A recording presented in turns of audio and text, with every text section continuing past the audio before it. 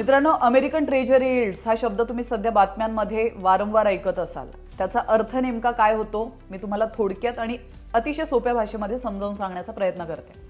तर सोप्या भाषेत सांगायचं म्हटलं तर अमेरिकन सरकारने घेतलेल्या कर्जावर गुंतवणूकदारांना मिळणारे जे व्याज आहे त्याला म्हणतात अमेरिकन ट्रेजरी यील्ड. याचा नेमका अर्थ काय होतो आणि त्याचा भारतावर किंवा भारतीय रुपयावर कसा परिणाम होतो ते आपण पुढील काही सेकंदामध्ये समजून घेऊया.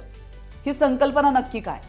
जेव्हा अमेरिकन सरकारला आपल्या देशाचा कारभार चालवण्यासाठी किंवा प्रकल्पांसाठी किंवा युद्धजन्य परिस्थितीसाठी पैशांची गरज असते तेव्हा ते जगभरातील गुंतवणूकदारांकडून कर्ज घेतात.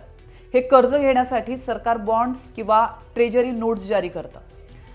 तर गुंतवणूकदार हे बॉन्ड्स विकत घेऊन अमेरिकन सरकारला पैसे देतात. या बदल्यात अमेरिकन सरकार गुंतवणूकदारांना जे व्याज देतं त्याला म्हणतात ट्रेजरी यील्ड. हे इतकं महत्त्वाचं का मानलं जातं हे पण समजून घेऊयात. तर अमेरिकन सरकार कधीही बुडणार नाही म्हणजेच डिफॉल्ट होणार नाही अशी जगभरात खात्री मानली जाते. त्यामुळे या गुंतवणुकीला जगभरात सर्वात सुरक्षित गुंतवणूक मानलं जातं. जेव्हा या सुरक्षित गुंतवणुकीवर मिळणारं व्याज वाढतं तेव्हा जगभरातील गुंतवणूकदार इतर देशांमधून जसे की भारतातून आपला पैसा काढून घेतात आणि अमेरिकेमध्ये गुंतवू लागतात. तर अमेरिकन यील्ड्स वाढल्याचा भारतीय रुपयावर काय परिणाम होतो ते पण आपण समजून घेऊयात. मित्रांनो, जेव्हा आपण बातमी वाचतो की अमेरिकन यील्ड्स वाढल्यामुळे रुपया घसरलाय तेव्हा पडद्यामागे या 3 महत्त्वाच्या गोष्टी घडत असतात. पहिली गोष्ट आहे, परदेशी गुंतवणूकदार पैसे काढून घेतात.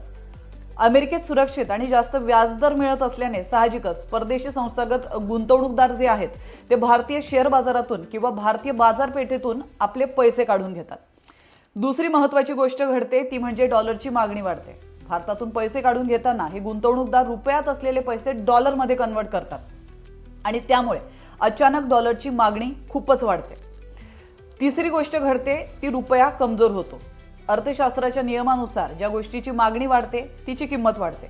डॉलरची मागणी वाढल्याने डॉलर मजबूत होतो आणि त्याच्या तुलनेत आपला रुपया कमजोर होतो, घसरतो. थोडक्यात सांगायचं म्हटलं तर अमेरिकन ट्रेजरी यील्ड वाढणं म्हणजे अमेरिकेमध्ये गुंतवणुकीवर जास्त व्याज मिळणं.